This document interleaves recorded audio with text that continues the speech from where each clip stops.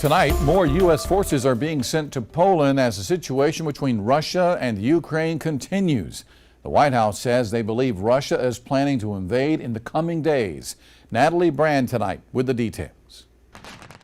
U.S. intelligence says Russia has enough forces along the Ukraine border to launch a major military action, prompting the White House to step up its warning to Americans in Ukraine to get out. As we've said before, we are in the window when an invasion could begin at any time, should Vladimir Putin decide to order it. National Security Advisor Jake Sullivan says the U.S. does not believe the Russian president has made a final decision, but says the risk has increased.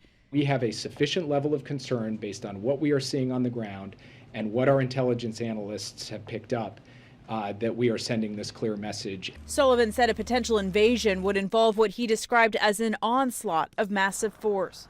If a Russian attack on Ukraine proceeds, it is likely to begin with aerial bombing and missile attacks that could obviously kill civilians without regard to their nationality. The State Department says there are more than 6,000 Americans in Ukraine, but that's just those registered with the embassy. The president will not be putting the lives of our men and women in uniform at risk by sending them into a war zone to rescue people who could have left now but chose not to.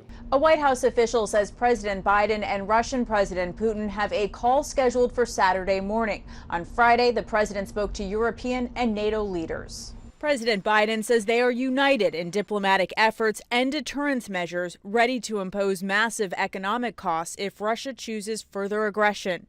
A new CBS News poll finds around 53% of Americans believe the U.S. should stay out of negotiations around Russia and Ukraine. Natalie Brand, CBS News, the White House.